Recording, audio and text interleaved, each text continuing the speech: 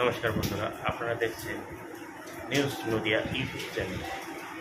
ভাবিনি কখনো যেরকম হতে পারে আমাদের কর্মস্থলে, এরকম হতে পারে বা যেখানে মাদার ইনস্টিটিউশন আমরা পড়াশোনা করেছি, কাজ করেছি, সেখানে এগুলো হতে পারে আমি কখনো ভাবিনি। বলার ভাষা নেই আমাদের। কি চাইছেন আপনি? চাইছি, দেখুন, যে গেছে সে তো ফিরে আসবে না। তার বাবা মা যেন বাকি জীবনটা ভালোভাবে ভুলতে পারে, আর দোষীর উপযুক্ত শাস্তি হয়। এবং শুধু গভর্নমেন্ট শাস্তি দিলেই হবে না, সব মানুষের মানসিকতা চেঞ্জ করতে হবে। যে এই যে একটা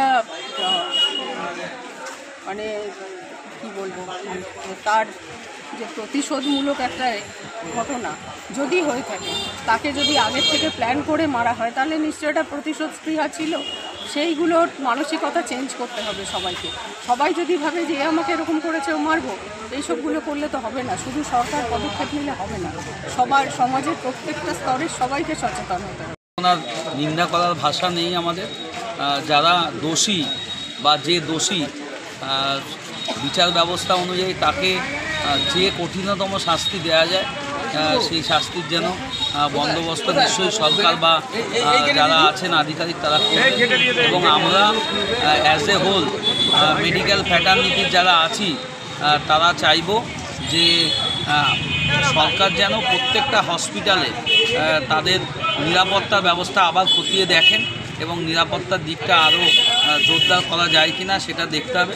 তার সাথে সাধারণ মানুষের প্রতি আমার আপিল যে সরকার তার নিরাপত্তা ব্যবস্থা সুনিশ্চিত করতে পারে না। ভারতবর্ষের প্রধানমন্ত্রীও হচ্ছে তার দেহরক্ষী গুলিতে মারা যায়।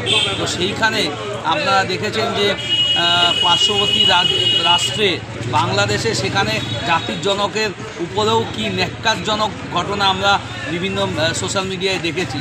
তো সেই ক্ষেত্রে সাধারণ মানুষ যদি স্বাস্থ্যকর্মীদের নিরাপত্তা না দেন, তাহলে কিন্তু নিরাপদ আমরা কেউ নেই। সেই জন্য অ্যাজ এ হোল সোসাইটির মানসিকতা যদি না পাল্টায়, আমরা যদি সোসাইটি আমাদের পাড়ার মেয়েটাকে আমরা সেই নজরে না দেখি যে সে আমার বোন হতে পারে, আমার মা হতে পারে, তাহলে কিন্তু আমরা কেউই নিরাপদ নয়। আমরা চাইব যে সমাজ থেকে সবাই সবার নিরাপত্তা দিক, এই ব্যবস্থাটা হোক এবং সামাজিকভাবে